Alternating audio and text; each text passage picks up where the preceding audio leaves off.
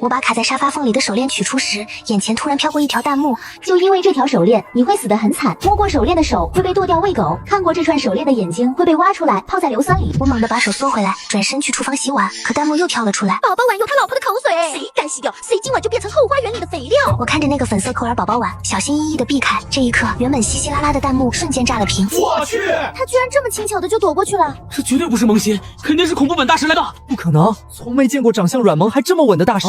我垂着眼，默默打量这些刷屏的文字。古堡的男主人恰好从楼梯上走下来，他笑意温和地把我们几个女佣召集到身前。哪位好心人捡到我弄丢的手链了？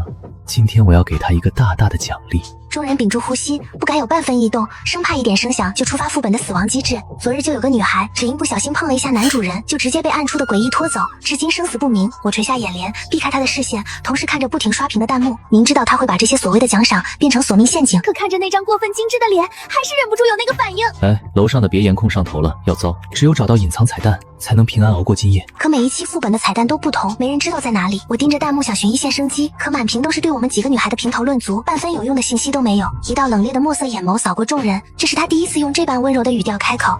这条手链是我送给莹莹的生辰礼，若是丢了，莹莹会难过，我舍不得见她掉眼泪。谁能找到她，谁就是今日的幸运儿。奖赏是，我可以让你一直歇息，直到解除我们之间的拥约。众人的呼吸瞬间乱了，这和作弊有什么区别？这不就是不用冒险直接通关吗？我身边的齐肩发女孩激动的小声嘀咕：难道这就是彩蛋？我猛地一激灵，我不是这里唯一能看见弹幕的人吗？雇主先生，我早就听闻您与夫人的佳话，能来这里打理宅邸，我既感激又荣幸。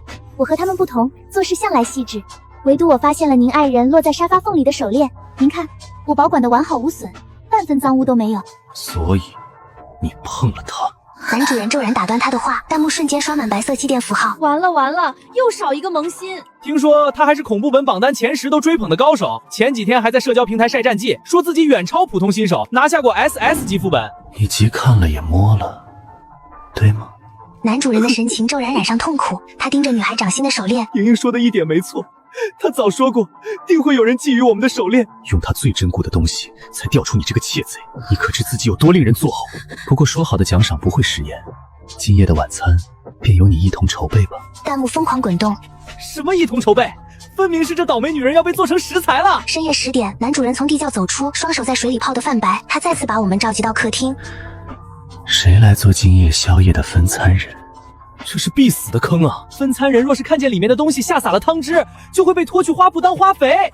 不敢看，这些萌新今晚怕是要团灭了。我发呆看着弹幕，脑子飞速运转，想着如何熬过今夜，顺利留在这具陌生女孩的身体里。我本不属于这个靠闯恐怖副本赚取财富的世界。几天前，我还在为房租发愁，露宿街头公园。可如今，我待在温暖的林间古堡，吃了2顿温热不馊的饭菜，就已经觉得幸福的快要落泪。也正是这2顿饭，让我开始期盼明天。男主人的目光定格在我身上，就你了。过来做分餐人。从前我总因为身形娇小被挤到队伍末尾，救助站的饭轮到我时只剩残羹冷炙。来到这里后，每次分餐我都刻意坐在离食桶最近的位置，没想到这个习惯竟让我被选中做了分餐人。这软萌妹子也太淡定了吧，怀疑她被大佬暗中罩着。我攥紧手心的冷汗，我只是反应慢，不是不怕，我快吓疯了好吗？一人一勺，不准洒出我爱人熬的汤，敢洒落一滴就直接被解雇。根据弹幕的说法，这个副本里的解雇就是出局，萌新没有复活卡，解雇就是真正的消亡。很明显，这具身体和我一样一穷二白，根本没有复活卡这种奢侈品。我探头看向食桶，浑浊的油汤里隐约浮着肉块，还有不少黑色毛发，随着翻滚的汤汁晃动。众人战战兢兢地落座，我一勺咬下去，赫然看见一截残缺的指骨。我记得这个副本的原版剧情里没有这段啊。你们没发现不对劲吗？官方为了防作弊，直接篡改了后续关卡。可盯着这锅汤，我心头的恶心骤然消散。或许那个期间发女孩根本就没死。我一勺勺稳稳地分着汤，手稳的都能现场刺个绣。我靠，这软妹也太牛了！怀疑她能看见我们的弹幕。宝贝，看看我，我喜欢你。楼上的醒醒，他要是能出副本，身价累计都上100亿了，能看上你？我不仅稳稳分完了餐，还笑着问了句：有谁还要添一碗吗？没听到回应的我当即坐下，干完活我肚子都快饿扁了。我咕咚咕咚几口把汤喝了下去，确实是猪汤的味道，就是盐放多了。所有人目瞪口呆地盯着我，紧接着耳边响起一片呕吐声。就算他完成了分餐，可离今夜结束只剩最后10分钟，所有萌新都没找到彩蛋，可惜还是要死。最后10分钟，我心急如焚。男主人用冷冽的眸子扫过众人，这是我爱人亲手熬的汤，你们这般呕吐实在失礼，除非能得到我爱人的原谅，否则你们全都得死。说罢，他满含柔情地望向那间所有女佣都禁止踏入的神秘卧室。我们全都焦灼地望着那片禁忌之地，盼着女主人能下楼。时间1分1秒流逝，男主人微笑着磨起了餐刀，静静等着倒计时结束。身边的女孩已经哭着抱作一团，死亡的气息越来越浓重。我望着楼上的房间，突然脑子一热，对着磨刀的男主人说道：阿慈，花铺的花肥还不够吗？今日的汤是我做咸了，你杀了他们，明天谁来当我的试吃者？要不今日就算了吧。四周瞬间死寂，所有人都用你活腻了，别来我们垫背的眼神看着我。男主人冷冽的眸子闪过一丝震惊，随即化作满池温柔。莹莹，谁让你亲自下厨的？累坏了怎么办？下次别给这些不识好歹的人做饭，他们配不上你的手艺。弹幕停滞几秒，瞬间炸锅。我去，还能这么操作，死里逃生了。第一天，我总算活了下来，有气无力地回到女佣宿舍，刚进门就被人狠狠一拳砸在脸上，巨大的冲击力把我撞在墙上。你绝对作弊了！你是官方内部人员，还是幕后策划？那么多高手都死了，凭你一个萌新能知道彩蛋？我狠狠朝对方吐了一口，猝不及防的恶心让对方尖叫出声。为什么我到这个世界，还是逃不掉被人欺负的命运？另外几个幸存者也恍然大悟地瞪着我。怪不得你故意不洗碗不碰沙发，是你诱导那个女生找到手链的。从一开始你就知道规则，是你故意害死她。分餐的时候也是你故意坐在桌边的吧？我好笑地看着他们，不是你们自己抢着往后面坐的吗？他们虎视眈眈地盯着我，像是想到了阴招。我们之中最强的女生已经死了，现在就你最特殊。从现在起，你做什么我们就模仿什么，要死一起死，你别想独吞奖金。诡异的铃声突然响起，广播在宿舍里回荡。夜幕降临，幸存者请闭眼，迎接明日新的女佣任务吧。提示声如同催命符，所有人都浑身一颤。我刚爬上床，女佣宿舍的门就被人从外面推开，一道令人毛骨悚然的笑声从门缝钻进来。宝贝，我闭上眼睛，脑子里闪过无数念头。男主，你走错房间了。来不及细想，脚步声已经停在了我的床边。弹幕比危险来得更快。他刚才承认自己是 BOSS 的爱人莹莹了，从现在起他绝不能露出玩家破绽。这个副本开启这么久，从来没有玩家见过男主人的妻子。以我多年恐游测评经验，完全断定他绝对是活不过今晚的萌新。冷汗不停往外冒，男主人冰凉的声音贴在我耳边。宝贝，你该不会不是我的莹莹吧？不然你怎么会睡在女佣宿舍？你不是一向最讨厌被这些人触碰吗？几个幸存者把头埋在被窝里装睡，我分明听见黑暗里有人幸灾乐祸地笑出了声，所有人都在等着我死。我猛地坐起身，在黑暗里摸到男主人的脸，猝不及防地狠狠扇了他一巴掌。你明知道我睡在女佣宿舍，明知道我忍着恶心和他们待在一起，我把马戏团学的演技都用上了，你为什么现在才来找我？可怕的沉默里，每一秒都度日如年，下一秒冰凉的唇覆了上来，我瞬间大脑空白。对不起莹莹，我错了，跟我回去好不好？这可是我的初吻啊！弹幕瞬间刷满了含妈量极高的问候。 BOSS 怕不是个抖 M 吧？被打了还这么开心？我记得这个 BOSS 是制作组耗费10余年打造的角色，为了丰满人设，还把他的隐藏标签设为阴质美人和病娇偏执狂。怪不得男主人的侧颜如此摄人，就连和这个人机互动的时候都好好磕。什么人机？我纯粹是被吓傻了而已。因为父母离异后双双抛弃我，我从小就在底层摸爬滚打，学会了讨好、卖乖和装疯卖傻。可我没想到，如今的我竟要靠假扮别人的妻子才能活下去。我被 BOSS 打横抱起，他每踏上一级楼梯，我就离女主人的神秘卧室更近一步。怎么办？到时候我和他真正的妻子碰面，他一定会杀了我这个冒牌货。很快，那间从未有人踏足的卧室就这样轻易的在我眼前敞开，我紧张的快要晕厥过去。第一眼，我看见了小时候被父母丢弃的毛绒兔子；第二眼，是我童年用过的江南风格旧木家具；第三眼，我鼓足勇气看向书桌和床铺，确定所有角落都空无一人。刚松了口气，目光又落在宽敞的阳台上，不由自主的联想到阳台下或许就是被做成花肥的齐肩发女孩。BOSS 没有把我放下，反倒像打量稀世珍宝一般，目光一寸寸的描摹我的五官。被他鼻息紧紧贴着的我，只能把头偏向一旁，才能求得一丝微凉的空气。弹幕画风突变，不对，怎么感觉不对劲？有点暧昧啊！难道这软妹根本不是玩家？她的真实身份是 NPC， 是 BOSS 的官方爱人莹莹。我心脏狂跳，就在我准备推开 BOSS 的瞬间，他轻声开口：苏流莹，我终于等到你了。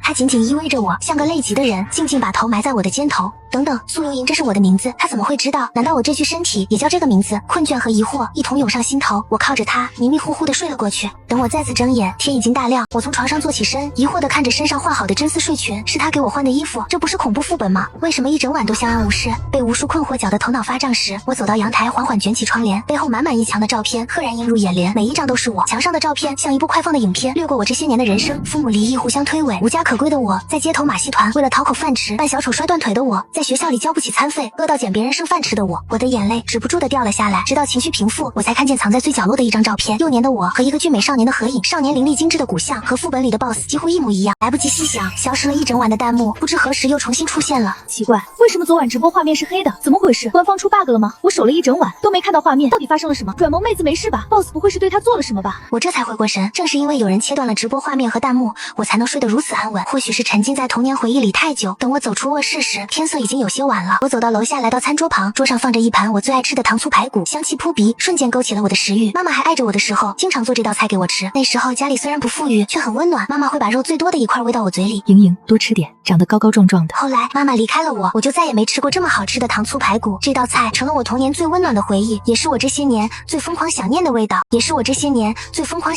道。我迫不及待地拿起筷子，将排骨送入口中。那一刻，食物的香气瞬间勾起了幼时最美好的回忆。我一口一口吃完了这盘糖醋排骨，心里又温暖又酸涩。我靠，这萌新是来副本度假的吗？他的同伴去买菜时被一条街的诡异追杀，他居然在这儿悠闲吃排骨。你们没听说吗？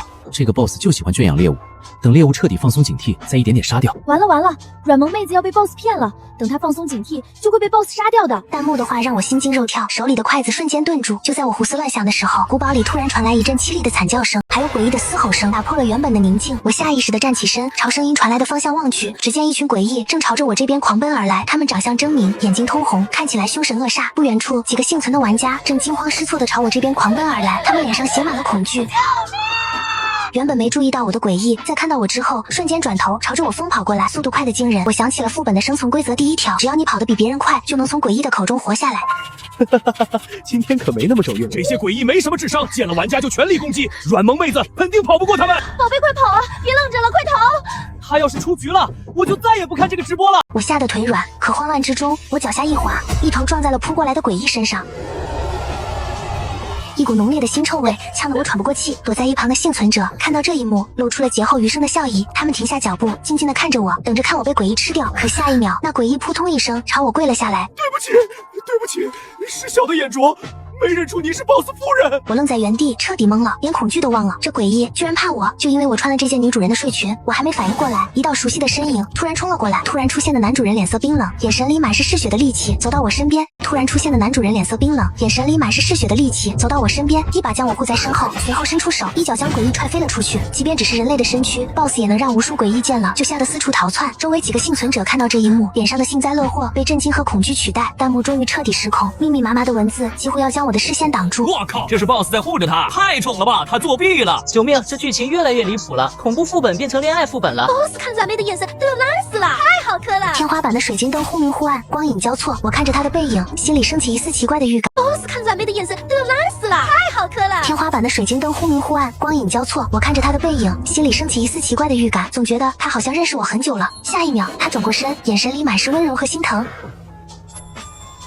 好久不见，刘英，我是沈慈夜。我在忽明忽暗的烛光里凝视着他的脸，那张俊美鹰嘴的脸，渐渐与记忆中那个瘦弱的少年身影重合。蓝色的眼眸，凌厉的骨相，还有看向我时那一丝藏不住的温柔，都和小时候那个出现在我身边的少年一模一样。记忆的片段在我的脑海里越来越清晰，回到了2012年的那个生日。那天我刚吹完生日蛋糕上的蜡烛，爸爸妈妈就停止了争吵，他们的脸上没有丝毫笑意，只有不耐烦和厌恶。他们的目光在我身上打量了许久。送他去马戏团好了，年纪小，长大了就算想告我们也没什么印象。主要是他也太小了，连话都说不利索，去了马戏团会被打死。行啊，那送你那儿去，说不定你的小情人心善，根本不介意你有个孩子。两人又吵了起来，噼里啪啦的摔了一通东西，然后各自摔门而去，留下我一个人坐在冰冷的地板上，抱着那只毛绒兔子，瑟瑟发抖。我看着空荡荡的房间，爸爸妈妈，你们不要我了吗？我拿起电话想给爸爸妈妈打电话，想求他们回来，可电话打了又挂，始终无人接听。就在我绝望到快要崩溃的时候，一个瘦弱的少年突然出现在我面前，他穿着破旧的衣服，头发有些凌乱，墨色的眼眸阴险而冷漠，却在看向我的时候柔和了许多。怎么会不要你？你那么好。少年的声音有些沙哑，却很温柔。那时候我以为他是我饿到出现幻觉时幻想出来的朋友，或许是从他身上感受到了同类的气息，我很快就把他当成了最好的朋友。他说自己没有名字，我便郑重地朝他伸出手，笑着说：你好，我是苏流莹，不然我就叫你沈慈夜吧。萤火帮你驱散黑夜，以后我罩着你，保护你一辈子，好不好？沈慈叶没有立刻同意这个名字，可那之后，只要我喊他沈慈叶，他就会出现，他会陪我说话，陪我发呆，在我被人欺负的时候，默默保护我。我终究还是被送去了马戏团，人类的所有基本需求，比如吃饭、睡觉，都成了我完成任务的奖励。完不成任务，等待我的不是安慰，而是一次又一次的训斥。从此，学不完的记忆，练不完的舞台表演，成了我童年的全部。一次表演，我实在累极了，连续训练了10几个小时，手脚发软，在做一个高难度动作时，不小心失误，从高高的道具上摔了下来，腿重重的磕在地上，疼得我站不稳，蜷缩在地上。周围的人围了上来，他们的眼神里没有丝毫同情，只有冷漠和嘲讽，和当初爸爸妈妈离开时的眼神一模一样。我抖得更厉害，心里只有一个念头，不能死在这里。我咬着牙，忍着剧痛，摇摇晃晃地站起来，摆出我的招牌动作。或许是我不想被抛弃的样子太过执着，或许是我努力的模样打动了一旁冷眼旁观的团长。他沉默了许久，最终轻轻点了点头。那年我没挣到钱，却为自己挣了一条命。马戏团的人走后，因恐惧和疼痛脱力，我瘫坐在地上，意识渐渐模糊。就在这时，我再一次见到了沈慈叶，我累极了，浑身的力气都被抽干，突然就想交代遗言。慈叶，你是我这辈子最好的朋友，我死了，你可不可以来接我？我不想一个人，我想和你在一起。那是我第一次在这个幻想朋友脸上看到如此骇人的神情，嗜血、疯狂，仿佛下一秒就要将整个世界都毁掉。可他看着我的时候，又在努力克制着自己的力气，对我挤出一个温柔的笑。他的声音沙哑，带着一丝不易察觉的颤抖。你想要什么？看着他满是杀戮的眼睛，我不禁打了个冷战。我想回家，想吃妈妈做的糖醋排骨，想抱着玩偶睡在我的小床上。如果不行，那我想和你走，想去你那个世界。8岁的孩子还能想要什么呢？不过是一份安稳，一份不被抛弃的温暖。就算心里怨恨爸妈抛弃我，可那份对家的渴望依旧藏在心底最深处，那是我遥不可及的奢望。沈慈叶蹲下来，伸出手，轻轻摸了摸我脏兮兮的脑袋。怎么不可以？现在我就把你的爸爸妈妈带过来，让他们带你回家。我当时只当他是在安慰我，毕竟他只是我幻想出来的朋友，怎么可能做到这些？可我没有想到，第二天爸妈真的来接我了。他们脸上带着我从未见过的满心欢喜，拉着我的手，语气温柔的不像话，给我买新衣服，买好吃的，还搬了新家。我愣住了，拉着沈慈叶的衣角，小声问他缘由。他只骄傲地笑了笑。只要给你爸妈足够的钱就行，他们想要的从来都只有钱。那一刻，我清楚地明白，沈慈叶不是我的幻想朋友，他是真实存在的，只是除了我，没有人能看见他，没有人能感受到他的存在。就在我以为一切都会好起来，终于可以摆脱那些痛苦的日子时，他出现的次数越来越少，每次出现停留的时间也越来越短，眼神里的孤寂越来越浓。最后一次见他，他只是静静地看着我，没有说话，转身就消失了，再也没有出现过。沈慈叶像夏末的晚风，悄无声息地退出了我的世界。9岁那年，爸妈各自组建了新的家庭，他们又一次把我抛弃了。此后10年，我再也没见过沈慈叶，没有了他的陪伴，我又成了那个没人要、没人疼的孤魂野鬼。19岁那年，我凭着自己的努力拿到了顶尖大学的录取通知书，终于有机会改变自己的命运。我还和资助了我多年的好心人约定，等我开学就去见他，好好感谢他这些年的帮助。可就在我满心欢喜，准备和命运拼搏的时候，眼前的景象突然扭曲，一阵强烈的眩晕袭来，再睁眼我就被拉进了一个时间暂停的恐怖副本里。太好了，画面又出现了。等等 ，BOSS 头顶居然出现了80%的攻略进度条。这个萌新是什么时候攻略他的？怎么一出现就快满了？我疑惑地抬头，顺着弹幕的方向看去，只见不远处的阴影里站着一个高大的男人，那双阴府冷冽的蓝眸，我一辈子都不会忘记。可那身形却早已不是我记忆里那个瘦弱的阴脊少年。曾经的小孩长成了宽肩窄腰、凌厉性感的男人，眉眼间的阴准依旧，却多了几分成熟男人的凌厉和偏执，周身散发着强大的压迫感，让人不寒而栗。他一步步向我走来，脚步声沉稳，每一步都像是踩在我的心尖上。你真的不会杀我？他弯腰，小心翼翼地将我打横抱起，动作轻柔的像是在对待稀世珍宝。身后乱飞的诡异看到这一幕，纷纷吓得后退，自动让出一条路，连大气都不敢喘。直到卧室门自动上锁，他抱着我走到床边，我身子一沉，他整个人轻轻压了上来，温热的气息喷洒在我的脸上，带着一丝淡淡的血松味。我脸色涨得通红，心跳快得像是要跳出胸腔，心里不停打鼓。这哪是好朋友该有的亲近，这根本就不一样。我们是好朋友，对吧？可你第一眼没认出我，是不是要补偿我这10年的孤寂？是不是要陪着我，再也不离开我？我脸上烫得能煎鸡蛋，心里却乱得像一团麻。朋友会亲嘴吗？会这样亲密吗？头顶的弹幕像炸了锅一样狂刷，可我哪里还顾得上这些？所有的注意力都集中在眼前这个男人身上，他冰凉的眸子像被点了火，燃起了偏执的火焰。我的沉默在他眼里成了容许他纵火的许可。沈慈叶真的成了我的太阳，在那一刻，他的温柔和偏执几乎要将我灼烧。这么多年我一直拿你当兄弟，你拿我当什么了？虽然你长得好看，可是这么多弹幕看着呢。多不好意思。他低笑一声，尖尖的虎牙轻轻咬住我的肩膀，力度轻柔，带着一丝惩罚的意味。知道了，我帮你关掉，不让他们看。刷的一下，耳边的弹幕声彻底消失，只剩下直播间观众的哀嚎。退钱 ，RAM 退钱！为了看直播，我特意请假了。boss 太过分了，居然关弹幕！沈慈叶却毫不在意，低头继续吻着我，眼神里的偏执越来越浓。被拉进副本的第3天，弹幕画风突变，再次炸开了锅。你们猜，昨晚他们待了多久 ？boss 最高纪录首秀8个小时，诡异体力根本不是他的极限。怪不得萌新还没起床，原来是累昏过去了。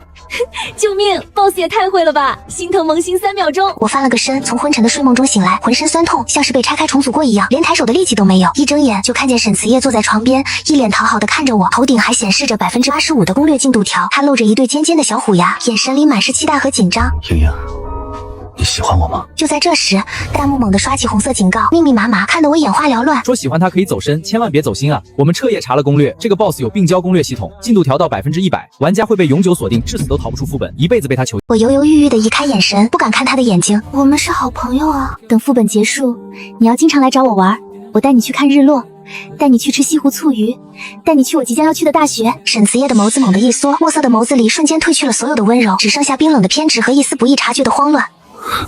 你要回去？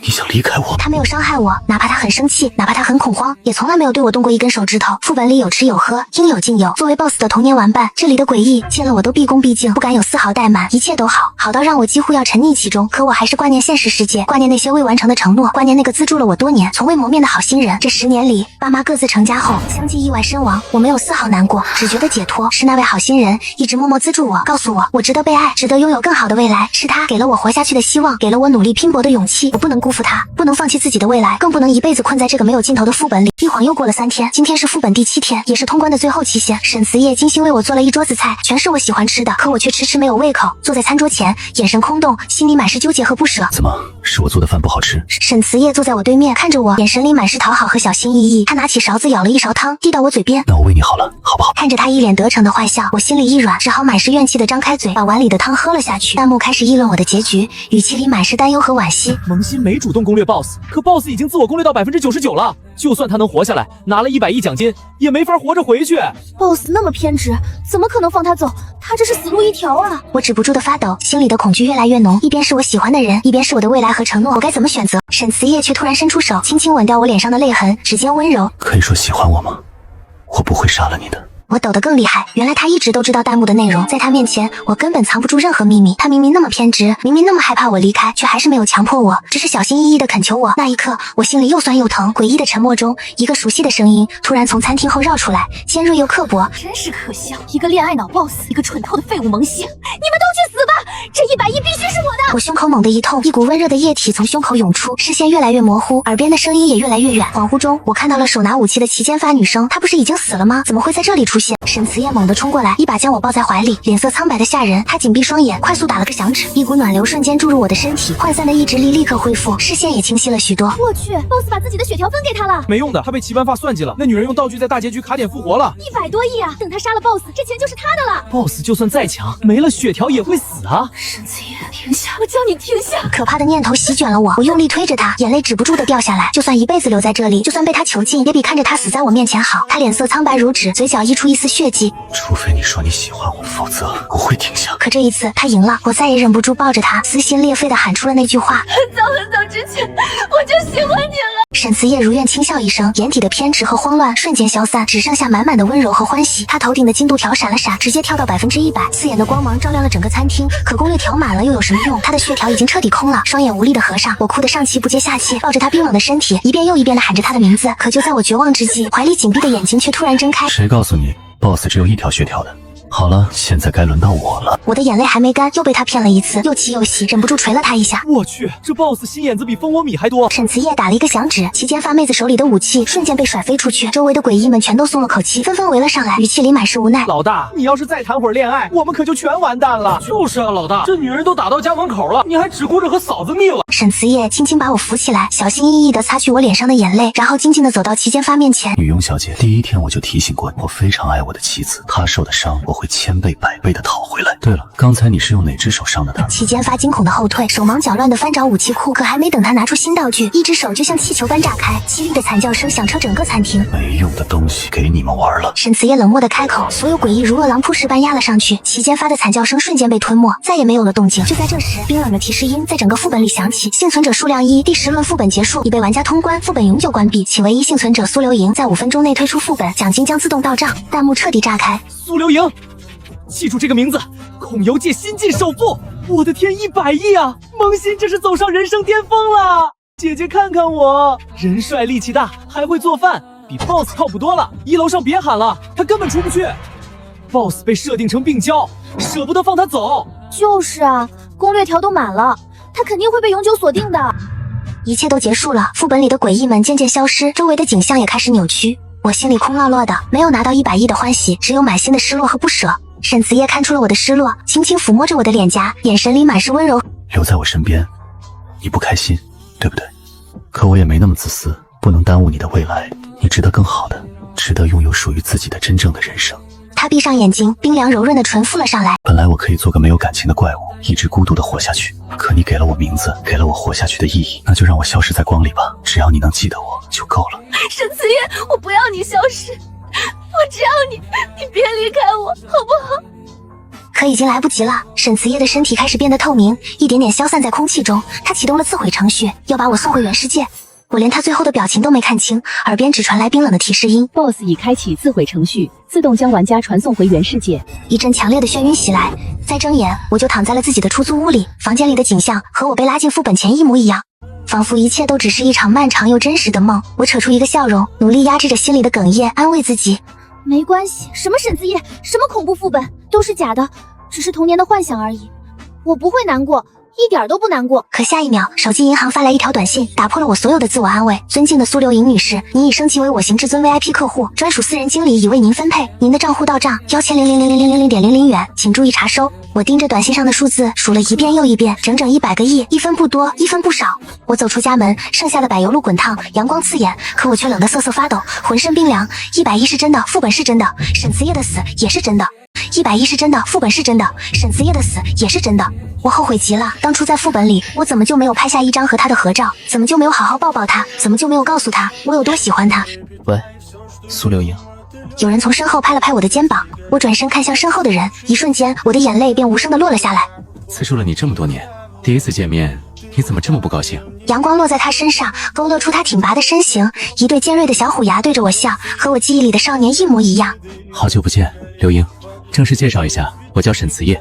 为了来找你，我可是第一个成功出逃的恐怖 BOSS。喂，怎么不恭喜我？